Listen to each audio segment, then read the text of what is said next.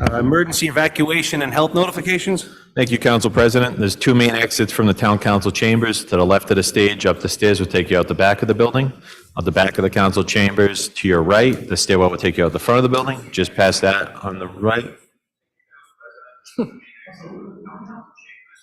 That's what we sound like, huh?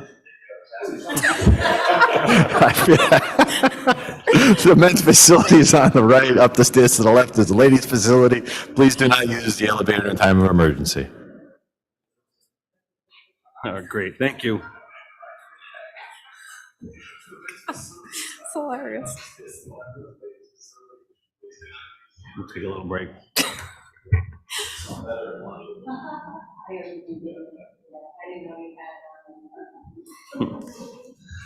Presentation, Smithfield Samaritans. The Smithfield Samaritan Program encourages anyone in the community to self-nominate or submit a name to the town manager of Smithfield, to the town manager of a Smithfield resident or business in town who is doing or has performed an act of kindness or good deed that is notable or charitable. And tonight, our nominee is Gray Lodge Medical's Activity Committee, and they're at 37 Thurber Boulevard, number 105 in Smithfield, Rhode Island.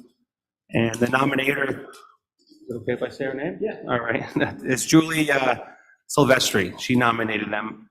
And what we usually do is read the email that was sent to us. So I'm just going to read it. Ann Morrow, a lifelong Smithfield resident, is the chairperson for Gray Lodge Medical's Activities Committee, which consists of 5 Gray Lodge Medical Activity employees. The Activities Committee consistently researches charitable organizations and organizes donations each month, and in some cases, they identify multiple charities per month to support. From arranging employee donations to local food pantries, to organizing group events like charitable trivia nights at the Thirsty Beaver, to supporting Smithfield High School's upcoming trivia night, and most recently, raising money, clothing, and household items for a family who lost their home in a fire. The members of the committee consistently look at ways that our company can support the residents of Smithfield, Rhode Island. It would be wonderful if this team of energetic and thoughtful people could be recognized for all of their efforts and support to the local community. Thank you for your consideration. So we'd like to acknowledge you. We have a certificate, recognition. Are they here? Yes. Come on up. Council, want to go down and take a picture? Yes, please. No.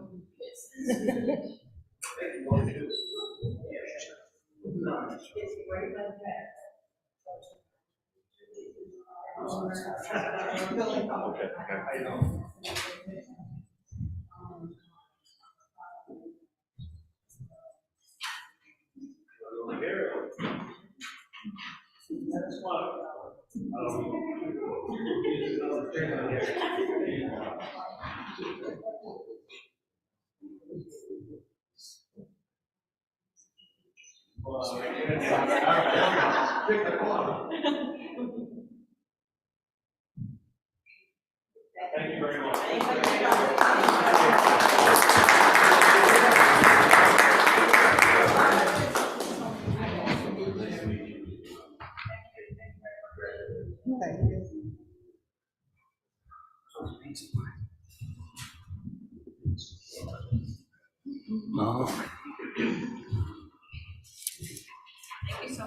Thank you. Thank you.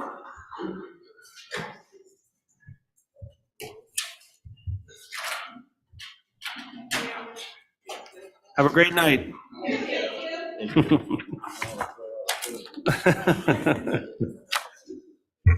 Moving on to minutes. Move that the minutes of the March 7th, 2023 open session meeting be approved as recorded. A second. Any further discussion?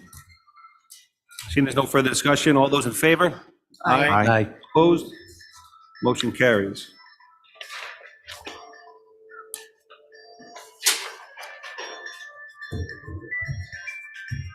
This is going to be one of those meetings.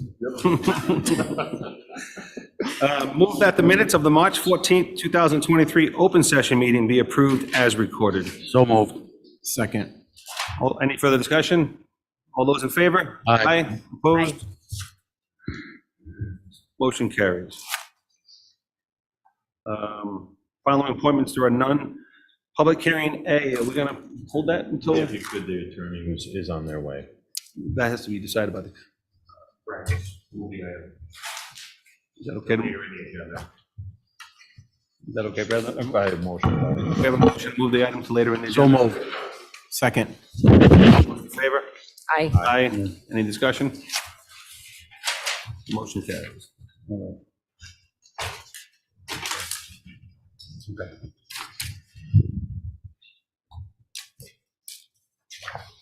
Conduct a public hearing to consider, discuss, and act upon approving outdoor seating and bar service for Rangoon LLC, DBA Rangoon Chinese and Japanese Restaurant located at 294 Waterman Avenue, as applied, subject to compliance with all state regulations, local ordinances, and final approval from the Smithfield building official on the proposed outdoor seating area. Public hearing's open. Anyone from the public or from that restaurant would like to speak? You can. Everything in order with? No? No, we're still waiting for all the approval from the building official. Is anyone from Rangoon here tonight? Would you like to come up and?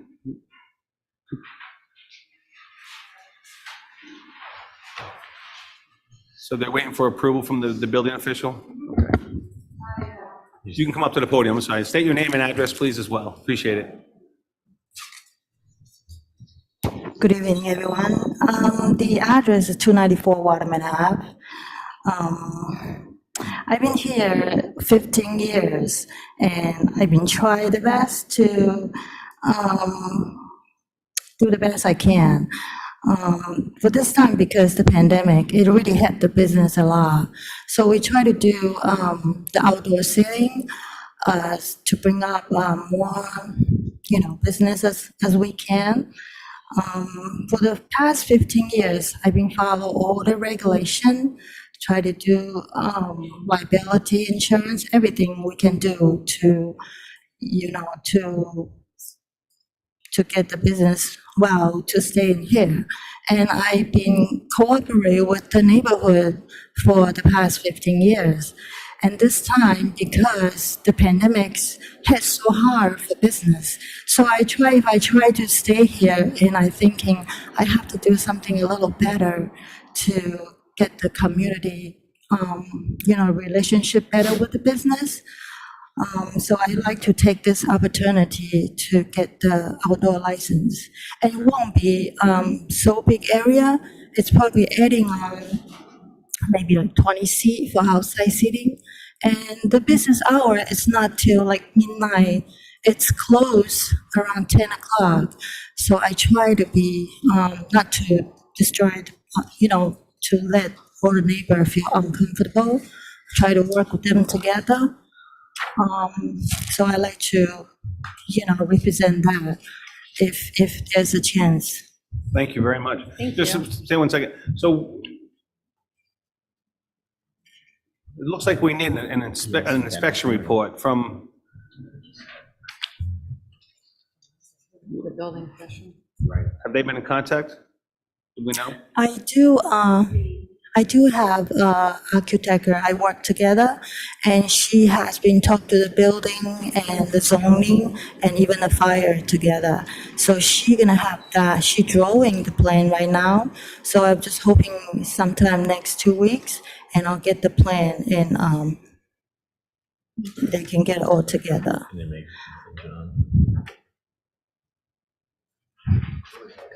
But again, I think I do need to get the proof of outside, and I can spend more money into it. Yeah, if I don't, I can't spend money for not getting anything. So that's why. There seems to be an inspection report that we have to have done. Right. There, 1 second. So do you make it contingent on that, or do you want to table it until? What's the status of the building report? Hasn't commenced yet? I know he and her communication with Isabel. Yeah, for the liquor license, we renew every year. So that have to pass the building and the fire inspection. And I do have that letter probably 2 months ago. That's the pass of the inspection. Have the plans for the outdoor seating been submitted to the building official yet?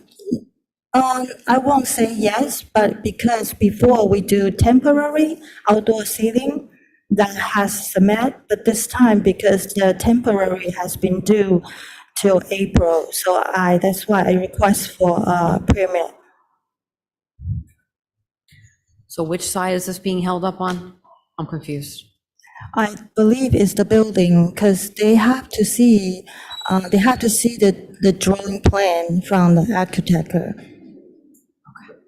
The inspections that she is referring to are the inspections that they have to, are required to perform for their renewal period. I don't It has believe nothing to do with the outdoor seating. Correct. Okay, sure, thanks.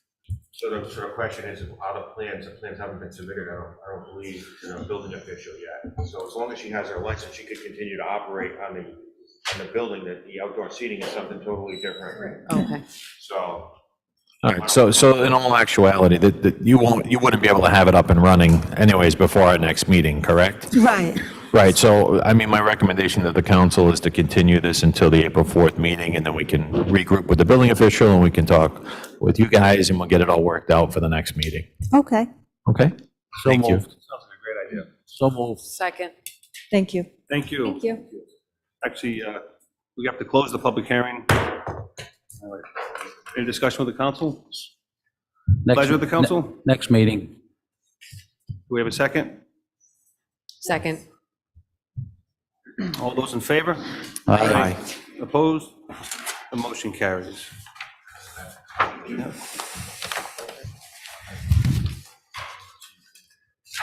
Yes, I did. We are going to go back on the agenda to item 8A, public hearing. Conduct a public hearing to consider, discuss, and act upon approving the relocation of a Class B victualler license for Copperfields, Inc., DBA Copperfields Bar and Grill, relocating from 9 Cedar Swamp Road to 375 Putnam Pike, Unit 35, with the hours of operation to be Monday through Sunday from 6 a.m. to 1 a.m. as applied, subject to compliance with all state regulations and local ordinances. Certificate of good standing from the Rhode Island Division of Taxation, copy of the retail sales permit, and final approval from the Rhode Island Department of Health. I declare this public hearing open. Hello. Hello, you good state your name evening, and, honorable council members. State your name Attorney and Stephanie address. DeMayo. Thank you. For Copperfields. I was informed today that there was an objection. for the record, there's been an objection filed by the landlord. His attorney, John Mancini, filed the objection today, and there was an outstanding consent order for the Superior Court resulting from an eviction proceeding. $18,000 was being held in escrow, in the escrow of the court registry. I believe it was actually released to the landlord, but there's still a balance owed of $652, so the full judgment hasn't been satisfied yet.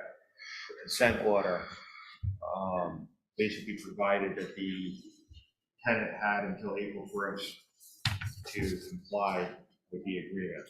There is a balance it's still an owing, and the tenant, according to the consent decree, has until April 1st to do it. Yes, good evening, council members. Yes, I was involved in the eviction proceedings.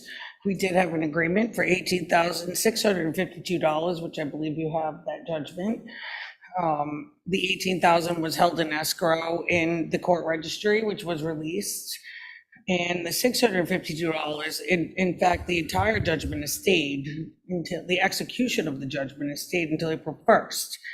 And so all we're asking now is to transfer. And also at the last hearing that we were at, the landlord had an opportunity to come and object. He was given the letter that said you could object to even that renewal. And he did not appear and he did not object. And so I ask at this time that the council act and allow my client to please transfer his liquor license to a new place. I would do it with the caveat that the judgment be satisfied as of April 1st. I would grant the transfer subject to compliance with the consent decree. Absolutely. I have a question. Why 6 a.m.? 6 AM. I said $652. No, it says Sunday, 6 a.m. to 1 a.m. Why are you opening at 6 Oh, a.m.? you mean as far as the request for the transfer of the liquor license? And then it's state law. The bar can open at 6 a.m.? Yes.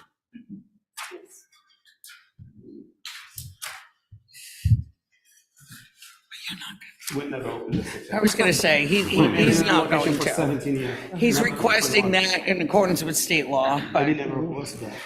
If anyone's here in Smithfield at 6 AM at the bar, it would be an interesting experience. I'll put my office over there, 6 a.m. Put people in treatment. Anyone else from the public would like to speak? Or any more questions from the council? I just have a comment. I'm not in favor of transferring the license, to be honest with you. There's been a number of things that have happened over there. I have a bunch of things that Lynn gave me on the issue of how much work that the town has to do. A number of different dates, 2020, 2018. You know, we're using the services.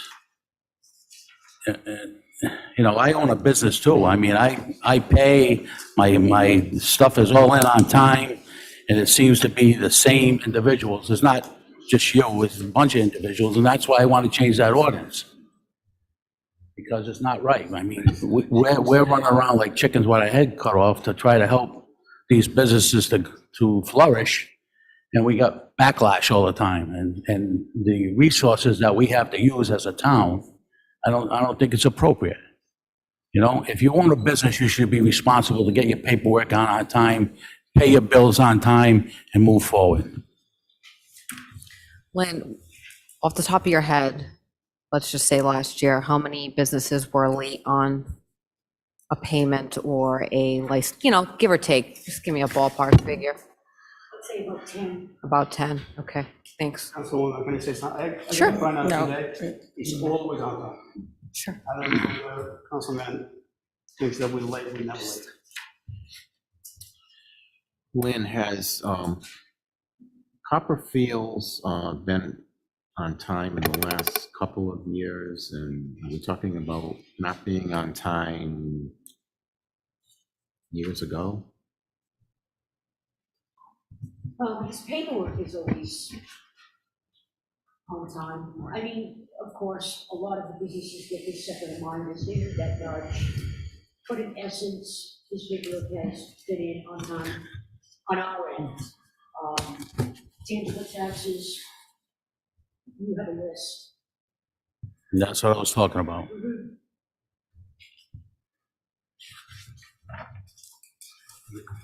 How many times? I don't have the paperwork. I don't have it in front of me. Just in over what period We're of paid time? though, right? Yes. Okay.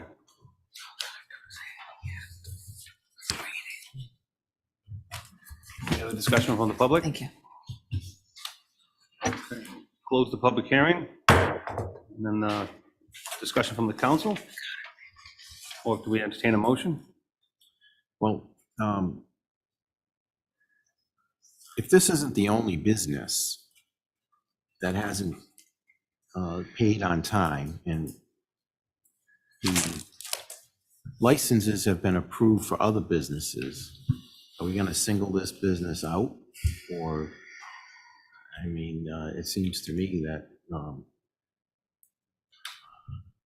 we have to have a policy that is applied evenly to all businesses. That's what I was talking about, the ordinance. It needs to be fixed. So I think that based on that, I would move that the town council approve the relocation of the Class B victualler license for Copperfields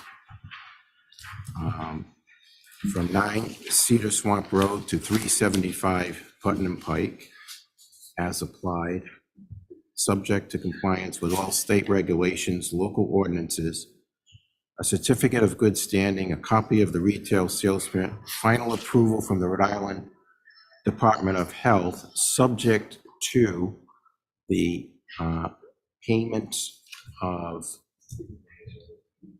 any monies owed pursuant to the State of Rhode Island Superior Court stipulation and judgment and civil action. Looks like, is that Kent County? Yes, it was a Kent County, Kent County dash 2022-0655. yes. I'm gonna want confirmation, obviously, that those are. I will monies provide the paid. same, yes. Thank you. Second. Any further discussion? Seeing there's no further discussion, all those in favor? Aye. Opposed? No. Motion carries. Good luck. Thank you. Good evening, Thank council you. members. I appreciate your time. Thank you. you.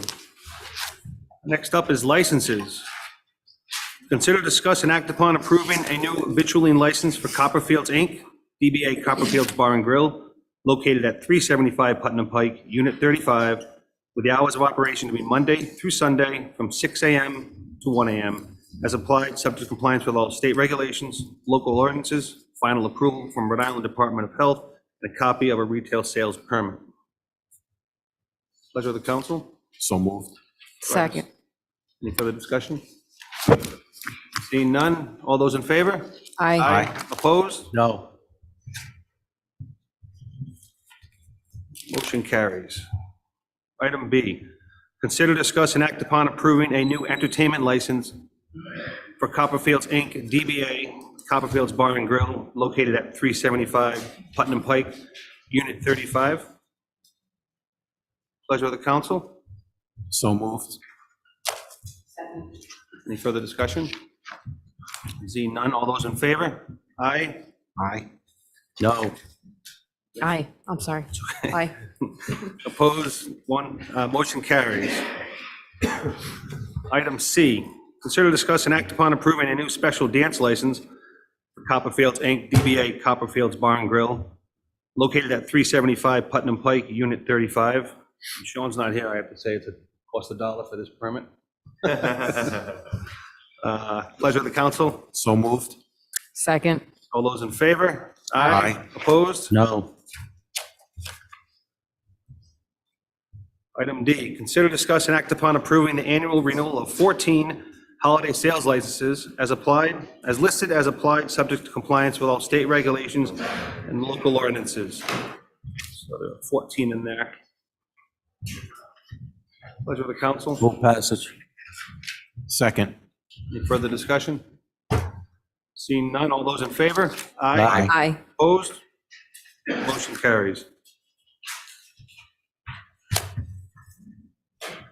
Item E, consider, discuss, and act upon approving the annual renewal of one mobile food truck license as applied, subject to compliance with all state regulations and local ordinances. And this is for Baby Duck LLC, DBA Taco Fied, to sell tacos and homemade potato chips from a truck with RI Reg 85432. Address is 38 Dean Avenue in Johnston, Rhode Island. So moved. Second. All those in favor? Aye. Opposed?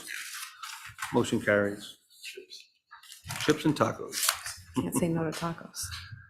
Item F, consider, discuss, and act upon approving the annual renewal of 2 bingo licenses as applied, subject to compliance with all state regulations and local ordinances.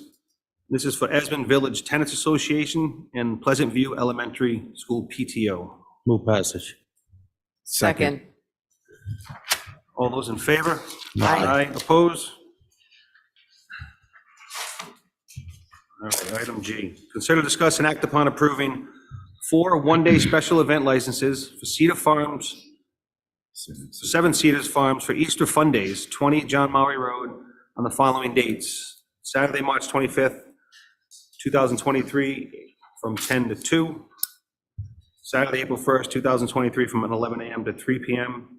Sunday, April 2nd, 2023, from 11 a.m. to 3 p.m. And Saturday, April 8th, 2023, from 11 a.m. to 3 p.m. And all special event licenses for 7 Cedars Farm are subject to compliance with all state regulations and local ordinances. Move passage. Second. All those in favor? Aye. Aye. Opposed?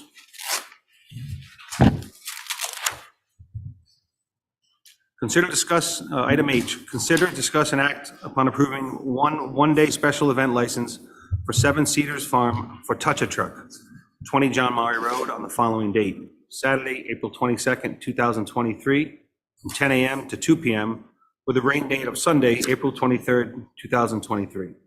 All special event licenses for 7 Cedars Farm are subject to compliance with all state regulations and local ordinances. Move passage. Second. All those in favor? Aye. Opposed? The motion carries. Item I, consider, discuss, and act upon approving one special day event license for 7 Cedars Farm, why am I having trouble with that? For a spring craft fair, 20 John Murray Road, on the following date: Saturday, May 13th, 2023, from 10 a.m. to 4 p.m., with a rain date of Sunday, May 14th, 2023. Motion to approve? Second. All those in favor? Aye. Aye. Opposed? The motion carries.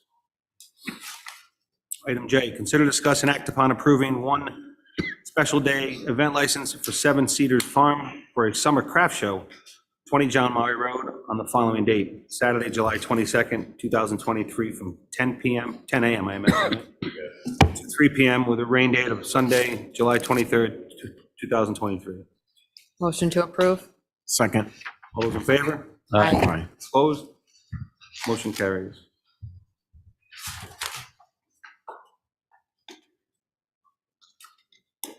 Okay, consider, discuss, and act upon approving one-day special event license for 7 Cedars Farm for a fall festival, 20 John Murray Road, on the following date: Saturday, September 9th, 2023, from 10 a.m. to 4 p.m., with a rain date of Sunday, September 10th, 2023. Move passage. Second. All those in favor? Aye. Opposed? Motion carries. Okay. You guys are busy. Yeah. Consider, discuss, and act upon approving 15 one-day special event licenses for 7 Cedars Farm for haunted hayrides, 20 John Murray Road. Move passage. Second. Second. All those in favor? Aye. Opposed? Motion carries. Thank you for doing all that. Sounds like fun. All right, old business.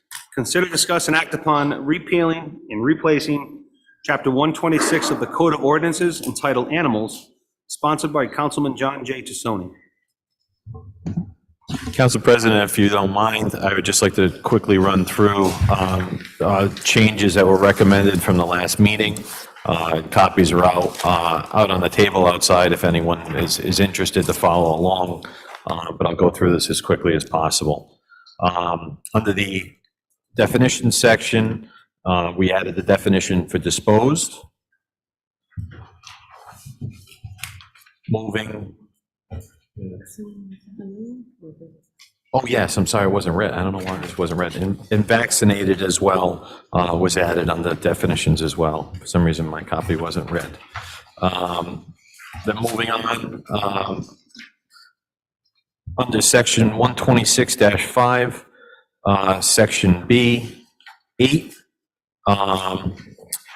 that was corrected to add section 9 under it. I'm sorry, it was just renumbered. Actions as prescribed as Rhode Island General Laws 4-1-3. Then moving on to section 126-A, nuisance abatement, adding language defining habitual, regular, prolonged, and persistent howling, yelping. And then further along, upon verification of such complaint exists by the animal control warden. In the next section B, removing the last line, the owner of any such animal convicted of violating this provision may be punished by payment of the following fine. That was removed. There is a section further that it lays out the fines. Under item C, just adding she, he, she fines. And then moving on to the fine section under F, adding not less than $50, not more than $75. Then for the not less than $75, no more than $125 for the second offense. and not less than 125 nor more than 250 for the third and subsequent offense. The next section 1, means of removal, has been removed in full. Enforcement is changed to item 1 under that section, and failure to appear has been removed in its entirety. Going to item G, not less than $50 nor more than $100 for the second offense, and not less than $100 nor more than $200 for the third and subsequent offense. Sorry, were you talking about this? Are we on the same page or no? Oh, I'm on a different page, I'm sorry. Then moving on to 126-21, wild exotic animals, adding and animal hoarding. And it also adds a subsection B, a person who accumulates animals in a number so great that the person fails or is unable to provide the animals with adequate living condition, resulting in harm or danger to the health and well-being of animals, shall be guilty of hazardous accumulation of animals. Any person in violation of the section shall be punished in accordance with section 126-6. The next item under dogs, Article 3, section 126-26, and the last sentence of item C, adding dogs kept on any tract of land devoted to commercial agricultural use or property larger than 3 acres are exempt from the requirements of this section. Then under section 126-28, item B, adding after prevention of cruelty to animals, comma, or licensed releasing agency. Then going under section 126-29, item C, removing after may be humanely destroyed by the animal control warden, that has been removed. Have it title transferred to the Society of the Prevention of Cruelty to Animals, then adding or other licensed releasing agency. And then further down, shall be fixed by the town or be humanely euthanized by the animal control warden. Then down into section 126-32, changing the 8 to a 5. Under 126-34, item D, any person having custody, ownership, or control of, it said prior vicious, has been changed to aggressive.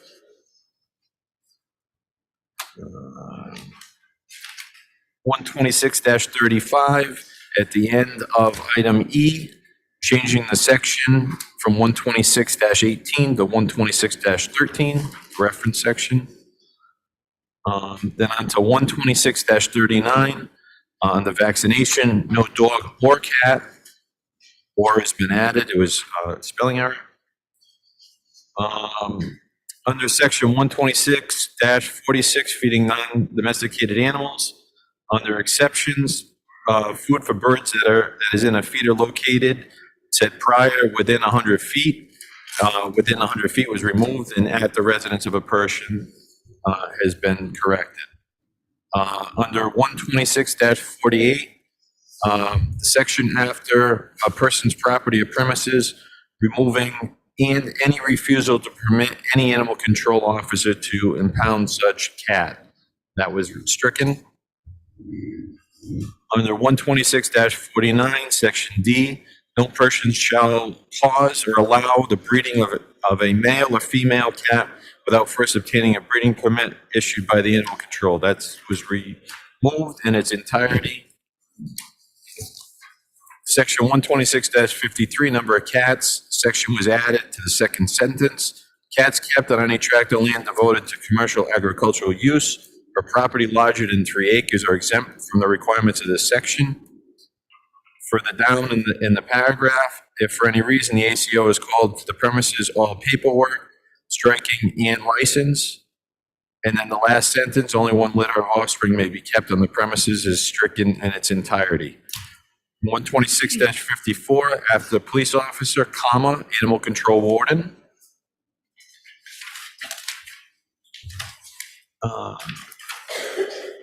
Then under the same section, 126-54, This pertains, so it's the third sentence in, this pertains to all cats. Each cat adopted from said shelter or organization shall have all paperwork removing on the foster care person's premises. That sentence was removed. And then the sentence following that, also that each foster parent has papers of permission. That whole sentence, all the way up to control officer, was removed in its entirety. The last sentence, removing or fostered after adopted.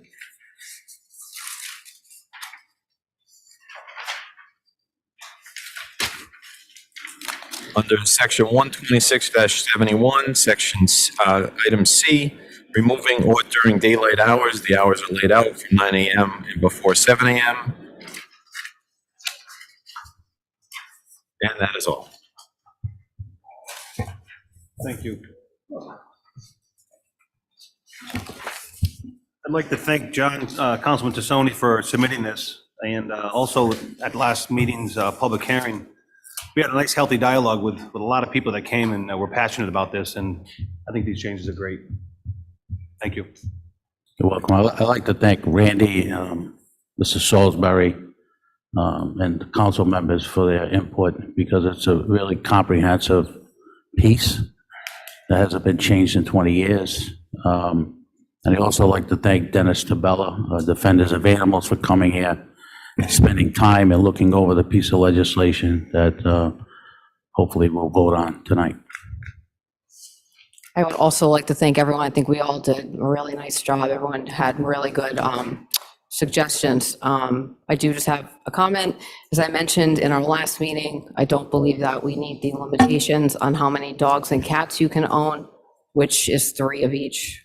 I've spoken to a few different people, including Bob Salisbury, who's very helpful. I definitely respect their opinions and expertise. However, in my opinion, a good enough argument hasn't been made as to why we need to limit what people can and cannot own. It just comes down to government overreach is what I think. I mean, it's not the end of the world, right? But that's exactly the point.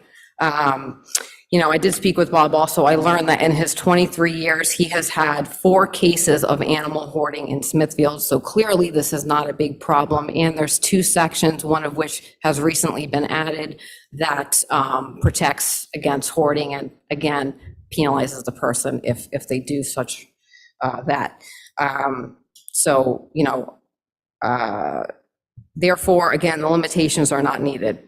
So with that said, I just want to make a motion to amend the ordinance to eliminate the limitations on dogs and cats for all people, regardless of their property size or whether it's commercial or residential.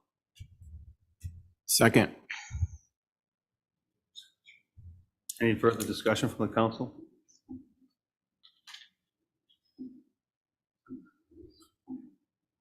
Hearing none. All those in favor? Aye. Aye. All Aye. those opposed? No. Motion carried.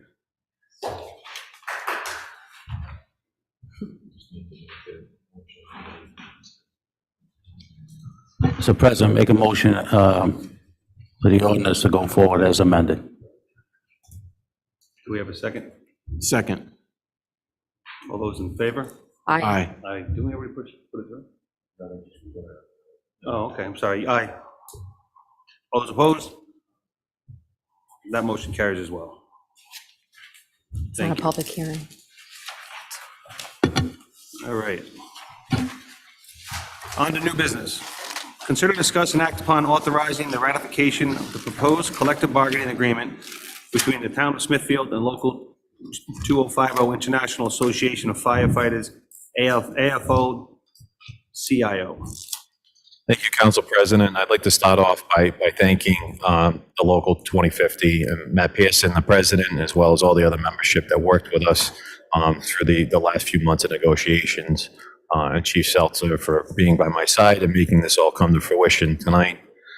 This agreement would achieve significant savings to address our overtime costs while helping to reduce the long-term liability associated with comprehensive time cash outs. It includes modifications to the healthcare plan, reducing medical coverage costs to the town while increasing employees' contribution for the coverage. Additionally, the employees will increase their contribution to the other post-employment benefit trust and the private fire pension plan. And included within the packet is also the fiscal impact statement that was put together between myself and the finance director, and I will answer any questions that come up.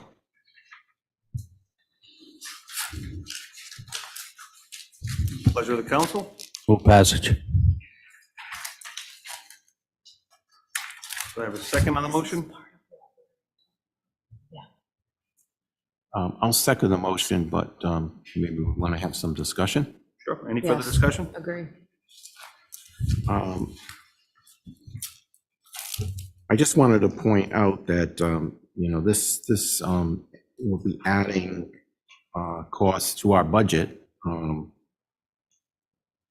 of $16,325 to the budget, the 24 budget.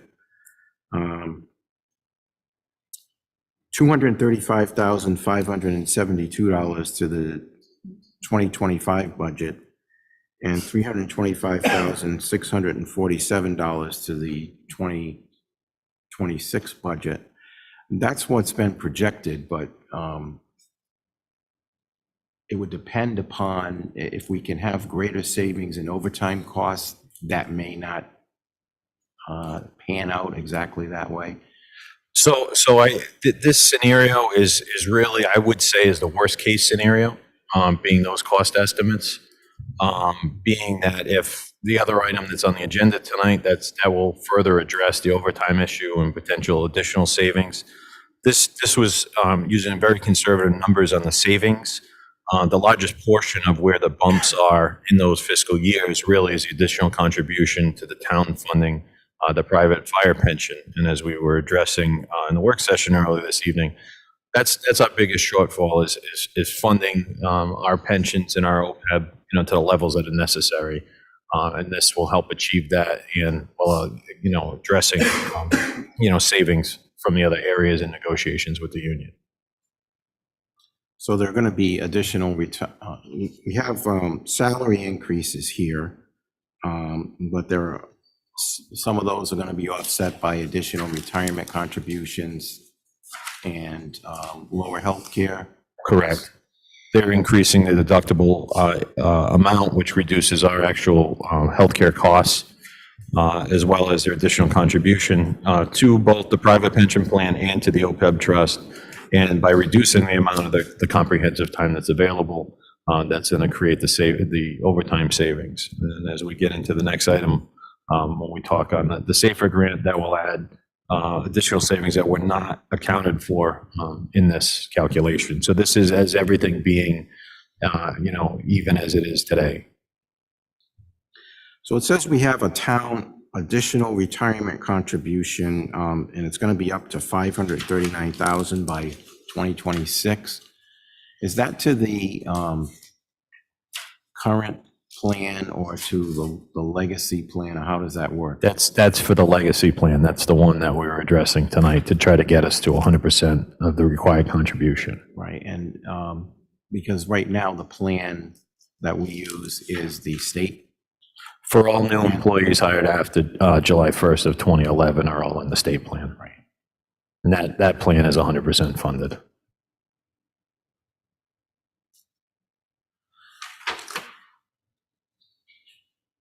Any other discussion?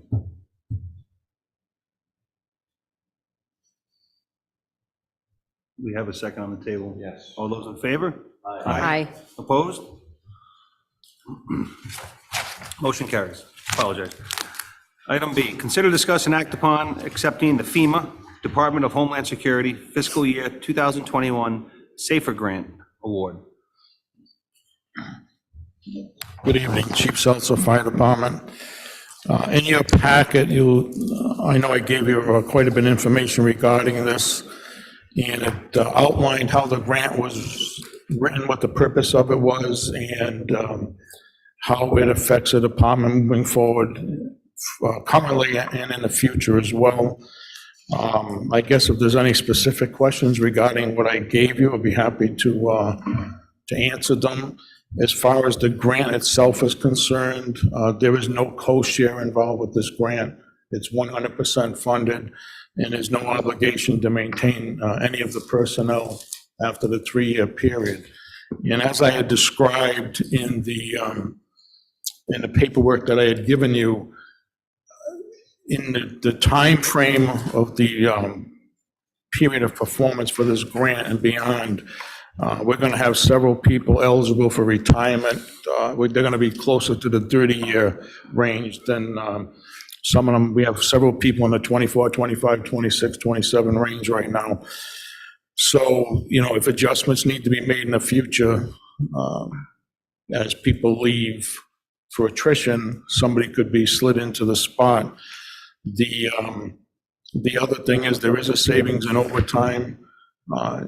Based upon my calculations, roughly $200,000 a year.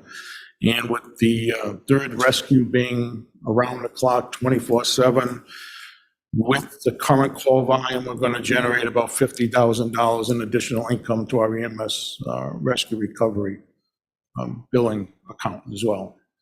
So, and then as I had identified in the paperwork that I provided with you, that this is going to solve staffing issues well into the future. And I don't think you would get there this easily without having such a funding opportunity to take care of it, so. Chief, how many firefighters would be going in the new fire department, the new fire building once it's built? So right now, the deputy chief will be there, and the ladder will have 3 people on it, and most likely one of the rescues is going to go there. So there'll be 6 people working out of there. Thank you. When does this grant take effect? Upon acceptance. So you have a 180-day recruitment period. So technically, if it's approved tonight and I can notify the acceptance, then we have 180 days. Right now, we can't get anybody into the fire academy until the second week of September. So we have plenty of time as far as recruitment is concerned. All the classes from now to that point are full. They run 24 people per class, and right now he's got 4 classes running, so it's pretty busy at the fire academy. So would these individuals be hired all at once, or Yes. over the 3-year Yeah. period? Or how would it work? It's all at once, so it's funded for all the individuals at once for the entire 3-year period. Now, at the end of the 3-year period, we would have to decide whether to keep them and not keep them or not keep them. Correct. And of course, depending upon how many people have left the department, retired or left for other reasons, some of these people may move into those empty slots. Correct. So, but worst case scenario though, it looks, if we had to decide whether we wanted to keep 12 people cost $3.6 million. For 3 years. It's 1.2 a year, right. So, but it would be a big hit to the budget if we had to keep all 12, wouldn't it? Well, it depends how you got 3 years to plan it in. And secondly, there is going to be a reduction in overtime costs. And we had this discussion with the Finance Review Board. One of the things they were going to recommend is that we maintain 1 floater per shift because of people leaving, the expense that costs, reduction in overtime. This will actually give us 2 right now and see how that works. And then, we can adjust the numbers as needed. Technically, we really need 4 people to get all 3 pieces of fire apparatus, the 3 rescues staffed around the clock, and that would be no floaters at all. Then you're going to decide the value of the floaters. And I know, we've been discussing this, the town manager and myself with the Finance Review Board, that their recommendation was going to be that to the council that we maintain 1 because the math made sense to them on the stuff we were looking at. Yeah, so they looked over the issue of how many floaters to maintain. Yes. Did they review this No. grant as part of that, the No. Safer grant and the impact and all of that? No, it has not gone to them. Yeah. Should we send it to them to look at? Or I don't know what our time period is here. Timing wise, it wouldn't allow us to send it to them prior. We have a deadline on this. I think we actually already extended. We already extended. We already have an Just wanted to extension. know. But it is in line with what we discussed with them. Right. And if we were to follow through the discussions with them, you would just be 4 people heavy. And through attrition, those 4 people, like I said, there's several people going, but when this is 3 years is up, they're going to be close to their 30 years of service. So there's going to be people leaving. So we're not going to have a hit of an additional 12 people, most likely.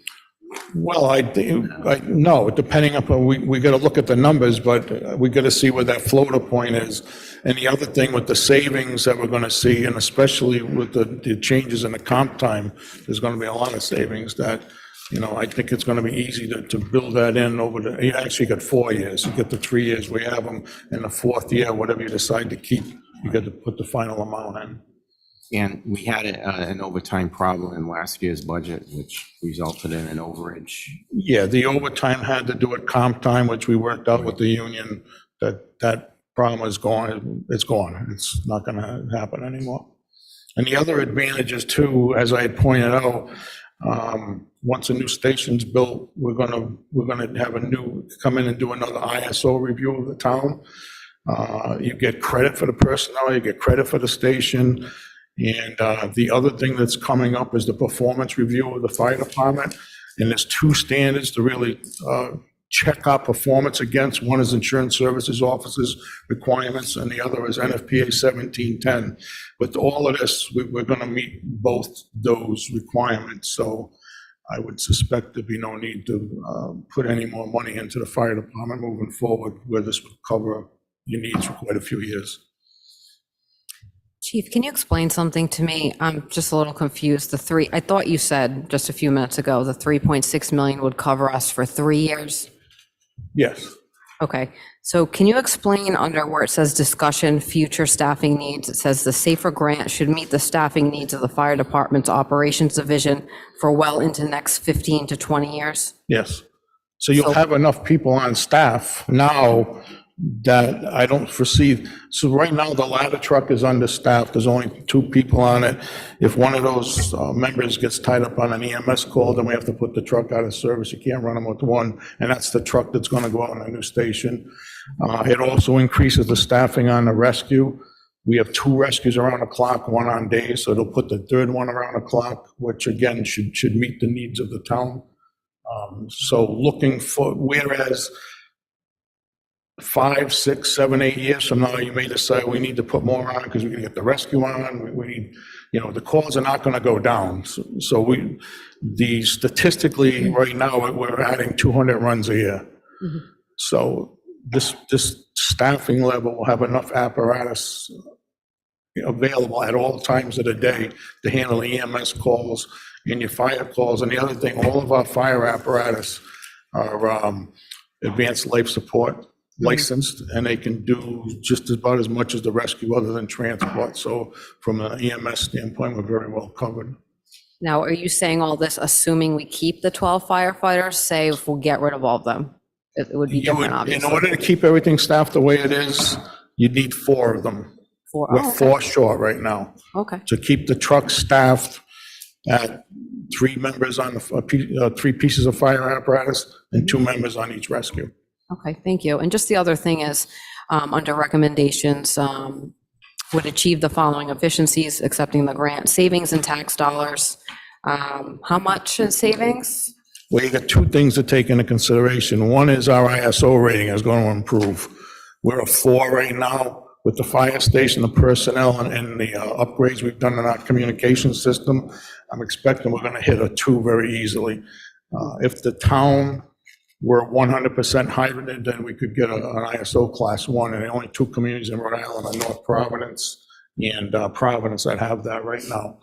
But with the rescue on, with those additional hours and the call, as the calls increase, as I mentioned, the call volume right now, we're gonna add about 50,000 a year to our EMS revenue. And with the floaters, we're gonna save some of the overtime. So you gotta look at the balance long-term with the floaters and saving any overtime, whether it's worth paying the overtime or saving the overtime with the cost of the firefighters. So do we have like an approximate amount, or am I just not understanding it? Well, there's two pieces the chief is saying. Do we know the exact number? No, Okay. but he's saying that we're going to get additional $50,000 of revenue. Then the other piece, With the two floaters, right, now you're gonna save $200,000 a year. Okay, And then the other piece is additional revenue from EMS. okay, thank you. Yeah, you're welcome. How did I remember when I was on the Financial Review Board, we approved the other SAFER grant Correct. you had. How did that work out? It's worked out fine, the staffing's been great, we were able to phase it in. In fact, that one, if you recall, it was stepped, so I think it was like 80% the first year, then it dropped to 60, then to 40. The town had to, put their percentage in, whereas this one is 100% for all 3 years. But yeah, I think that worked out well. And our staffing, I think the only thing that we didn't run into, we never really got to try, and we were talking about this earlier, to try the floater situation in full effect at that point because of the number of people that were out. Right. But at the same time, it still saved at that point too, so. yeah. Any more discussion? Pleasure of the council. Do I have a second? Second. Any further discussion? Seeing none, all those in favor? Aye. Opposed? Motion carries. Thank you. Thank you very much, Chief. Thank you. Item C, consider, discuss, and act upon authorizing the town manager to execute the extinguishment of a cistern access and maintenance easement on property located at 160 Stillwater Road, AP 21-lot 38. Thank you, Council President. So this item, at the original time that the subdivision was taking place, there was the requirement to have a fire protection cistern put in place on the property. Following the recording of the easement, the fire department determined that the fire hydrant was in reasonable distance of the proposed development, thereby, if I can speak, negating the need for a cistern. So we're asking the council to move forward with extinguishing this easement on the property because there is not the need for the cistern, and we just need council action in order to do so. Thank you. Motion to authorize the town manager to execute the instrument extinguishing the cistern access maintenance easement, instrument 2022-3343. Do I have a second? Second. Any further discussion? All those in favor? Aye. Opposed? Motion carries. Item D, consider, discuss, and act upon authorizing a request for proposals for concession services at the Smithfield Ice Rink, subject to review by the town solicitor. TJ Tully, the ice rink manager. We're here before you tonight to, our current existing contract with Cagney Food Services is coming to an end at the end of April. So we need to go out to provide concession services at the building for a new contract with either whoever bids and wins the contract. We'll take any questions. What are the hours, or is it whatever hours they want to do, or is it you set the hours? No, we'll come to an agreement, most times at youth hockey, high school hockey, they're required to be there for sure, because they bring a lot of people into the building. Figure skating, sometimes for large events, a lot of times they're not bringing in a lot of people into the building, same thing with curling, so it depends on the events, a lot of community events, they're required to be there as well, public skating, those types of things, so high volume times for us, for sure. There is a sample of the hours that's attached to the contract at page 14, so it's something we can discuss, but the high volume times are required to be there. Could this be a private vendor, or does it have a food service? Who could bid on this? I'm just wondering. Anybody who can provide the service, quality service in there. Yes, has to be a licensed business for sure. Have you had the same people often, like year It's after year? fluctuated a little bit the last 4 years. We've had the same vendor. Some of that was obviously covered with the COVID going on, so they weren't in there as much. And, but this is the end of their contract that they signed in 2019. How'd that work out? Good, actually, he was in previously, he was actually the original vendor when it happened, and then he lost the contract, but he does a good job. But, I mean, anybody who wants to go in there and provide a good service would be welcome. He also, this particular vendor, Cagney Food Services, does other facilities around the state as well. Great. Ice rink facilities. Thanks. Who chooses? Just you, or is our committee? I think we'll probably have a How does that committee. work? We usually put a committee together with like the purchasing agent, the finance director, and probably TJ. Excellent. We'll let TJ come along. I appreciate that. Pleasure of the council? Move passage. Second. Any further discussion? Seeing none, all those in favor? Aye. Aye, opposed? Motion carries. Thank you, council. Good luck. E, consider, discuss, and act upon approving tax abatements in the amount of $6,242.17. Move passage. Second. Any discussion? Seeing none, all those in favor? Aye. Opposed? Motion carries. Next up is public comment. If anyone from the public would like to speak, they're more than welcome. Just state your name and your address, please. Joe O'Connor, Apple Tree Lane. I have two issues this evening. The first one is I want to congratulate the town manager and the chief and the local firemen's union for their settlement. As far as I'm personally concerned, you couldn't give them enough, all right? The second thing is, and I think you know this is coming, I understand that there's going to be a presentation in April on the issue that I'm going to speak on now. But since this presentation was prepared 2 hours after the event happened on Saturday night, I'm going to read it.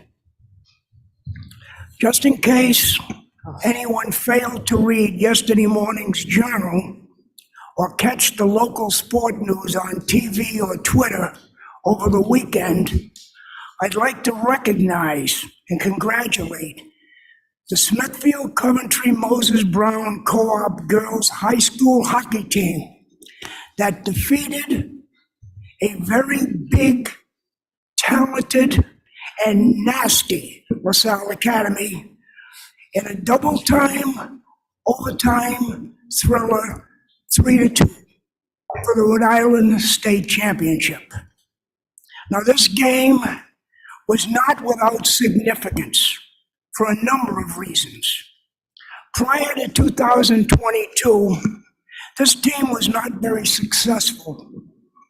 But that changed dramatically last year with the influx of several very talented Smithfield freshmen.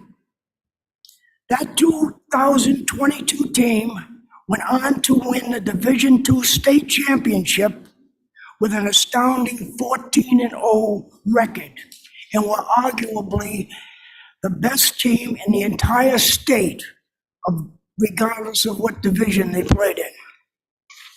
They played and beat every team in Division I except LaSalle, because the regular season game was canceled due to a snowstorm, and LaSalle refused to reschedule that game.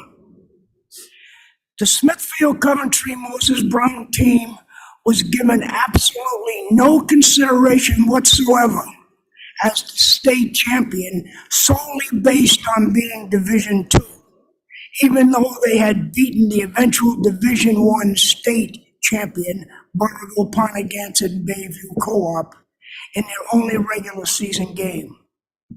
They did, however, recognize 3 deserving Smithfield players for All-State, 2 coming up from that exceptional freshman group.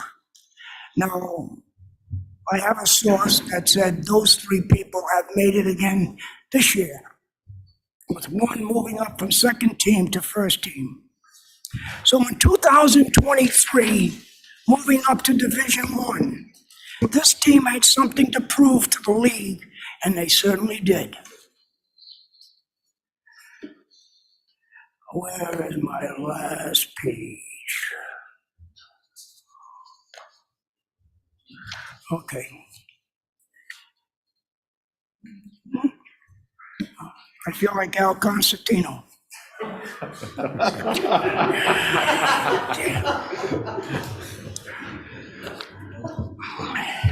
Well, regardless of what I have here, they did go on to play LaSalle.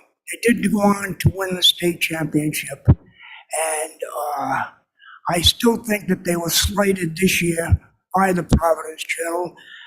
The Journal seemed to favor LaSalle and Burrillville all year in their columns.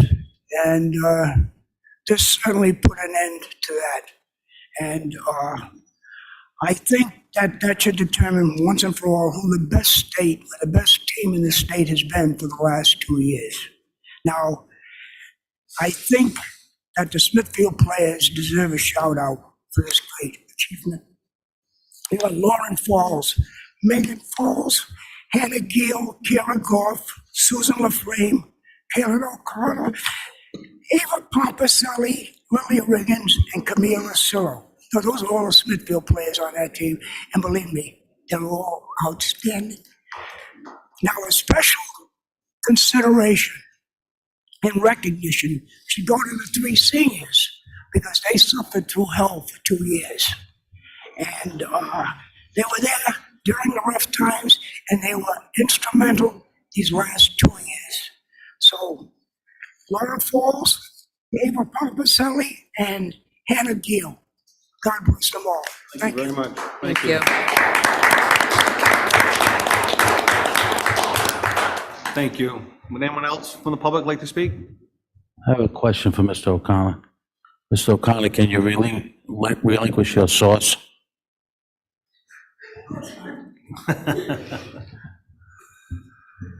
All right, hearing no more. Yes, excuse me, I'm sorry. Well, not about this issue, but it's about, yes, sir. No, I'm gonna make the hat out because I'm gonna wear mine the next meeting. Oh, boy. Oh, no, Kyle, you're gonna be surprised. Okay, Oh, okay. all right. No, I just have a question, not to do with this now, I don't know if I can ask. Everybody does a great job, Chief Seltzer and Mr. Salisbury, by the way. But what about if we get aggressive pit bulls? We got something just for that ordinance that, you know, if they get aggressive, that they're gonna be able to take them out of a bad situation. Gotta watch how I speak. But if people have pit bulls that are aggressive, maybe Mr. Salisbury could address that, just to say if the dog got out of the yard and bit someone pretty nastily. That's with you. I think the horse is already out of the barn. The bill passed, and I'm sure that Mr. Salisbury can handle it. And it's, to be honest with you, it's not the pit bulls, it's the owners. Thank you, Council President. So continuing on March Madness, coming up on March 31st at 7 o'clock at Smithfield High School, the Smithfield Police Department will be taking on the Smithfield firefighters. I know that there's been some practices scheduled, so it's definitely going to be a great game. It's to benefit the Smithfield Human Services and Food Pantry. Please bring a non-perishable food item such as peanut butter, pasta, or cereal. It's $5 for adults, $2 for kids. Under 5 is free. So please come on out, check them out, cheer on your favorite firefighter, policeman, or the referee, whatever you want to choose. Also, there'll be concession and halftime performances. Motion to adjourn? So moved. Second? Second. All those in favor? Aye. Meeting adjourned.